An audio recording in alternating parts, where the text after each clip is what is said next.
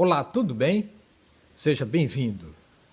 Vamos hoje falar direto para responder aquela pergunta que propus no final do vídeo 2 da série Pesquisas de Comunicação de Massas. Você acredita nessa história de mensagem oculta? Eu sou Jonas Luiz da Silva, de Capuí. Na indústria cultural de mass media, não figuram apenas como a soma total das ações que descreve ou das mensagens que essas ações irradiam. Não se pode avaliar simplesmente a resposta de uma audiência às mensagens. Deve-se levar em conta o fato de que estas mensagens são compostas de vários níveis de significados. Alguns mais aparentes, mais expressivos, e outros latentes, escondidos em camadas menos acessíveis à percepção consciente. As mensagens ocultas acabam por ser mais importantes que as mensagens mais aparentes. Esta constatação da teoria crítica é bastante pertinente. Encontramos em grande quantidade nos produtos da indústria cultural. Exemplo deste tipo de dupla vinculação de mensagens. Exemplos. Nas telenovelas brasileiras, é muito comum a existência de mensagens preconceituosas camufladas por outros elementos da trama. E você não percebe isso, pelo menos aparentemente. Enredos que mostram a ascensão de pessoas pobres às classes dominantes, com a ajuda dos membros das classes privilegiadas, são muito comuns nas telenovelas brasileiras. Ainda.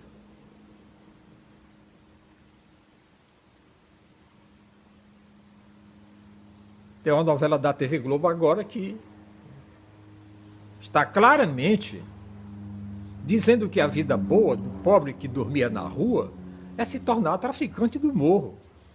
E que a mulher, que também vivia enrolada no lençol, agora é a chefe da gangue dessa novela da Rede Globo. Porque tais dispositivos, ao mesmo tempo que emocionam profundamente e nutrem esperanças no coração da grande maioria da audiência, que sonha com a ascensão social, acaba por esconder um esquema monstruosamente preconceituoso, onde o pobre ascende na pirâmide social graças ao seu bom caráter e à ajuda dos ricos. Os pais que reencontram os filhos, os cônjuges que perdoam as tradições, a atenção para o poder do perdão em nossa sociedade, escondem preconceitos regionais, tais como o humor, às custas de sotaque e dos costumes das regiões mais pobres do país. Estes mecanismos de mensagens embutidas de efeitos disfarçados estavam presentes nos romances de folhetins, nas primeiras radionovelas aqui no Brasil. E ainda hoje propiciam gordas bilheterias e para os empresários de Hollywood. Não se engane. Um exemplo onde tal mecanismo se apresenta de maneira intensa, que eu posso me lembrar aqui, foi do filme Independence Day, aquele primeiro filme, que já teve a segunda versão do filme. A trama mal esconde a ideia de que os Estados Unidos são o governo do mundo, com histórias de famílias separadas, de pessoas comuns, fracassados, impressionando a autoridade máxima do país, o presidente da República, e a opinião pública, ao ajudarem a salvar o mundo.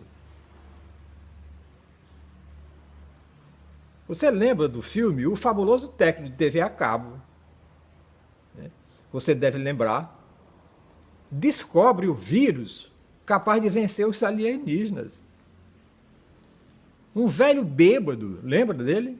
Ridicularizado pela sociedade local, porque contava uma história sobre ter sido sequestrado pelos extraterrestres, e que acaba por salvar o planeta em um suicídio heróico, entrando com a bomba dentro da nave dos extraterrestres. Tudo levando o espectador a ter esperança de ser e no dia da independência. Eu me lembro de que eu só assisti esse filme e porque eu fui assistir Coriski Dadá, do meu amigo Rosenberg Cariri, na sua estreia, e cheguei atrasado para a última sessão e entrei no primeiro cinema que estava aberto, nem olhei o título do filme. E era Independence Day.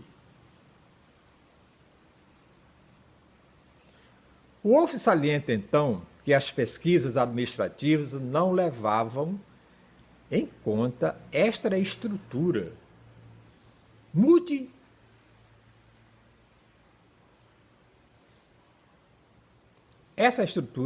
multi-estratificada dos meios de comunicação de massas e tratam a complexidade das relações manifestas e latentes entre os diversos níveis das mensagens,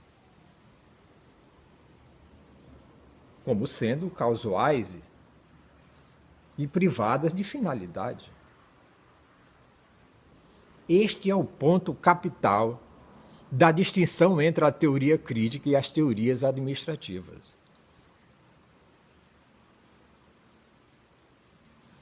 As relações manifestas e latentes entre os diversos níveis das mensagens, que acabam por gerar tendência para canalizar a relação do público, o que ombreia com a suspeita largamente partilhada, ainda que de difícil confirmar com os dados exatos, de que, atualmente, a maioria dos espetáculos televisivos visa a produção, ou pelo menos a reprodução de muita mediocridade, de inércia intelectual e de credulidade que parece adequar-se aos credos totalitários, mesmo que a mensagem explícita e visível dos espectadores possa ser antitotalitária.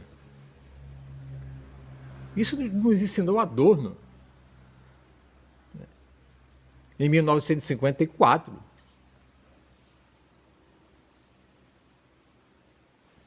Conforme muito bem colocou Wolff, a manipulação do público, perseguida e conseguida pela indústria cultural, entendida como forma de domínio das sociedades altamente desenvolvidas, passa assim para o meio televisivo mediante efeitos que se põem em prática nos níveis latentes das mensagens.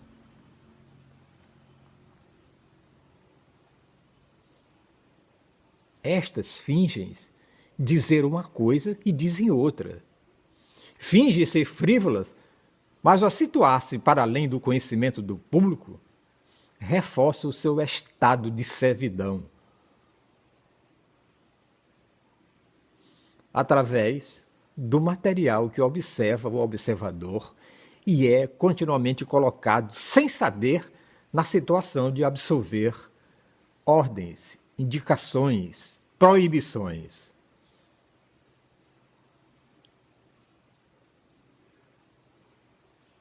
Espero ter contribuído um pouco com essa minha breve conversa. Eu recomendo que você compartilhe, assine o nosso canal no YouTube. E no próximo tema vamos falar sobre as teorias culturais. E eu sou Jonas Luiz da Silva, de Capuí. Me aguarde.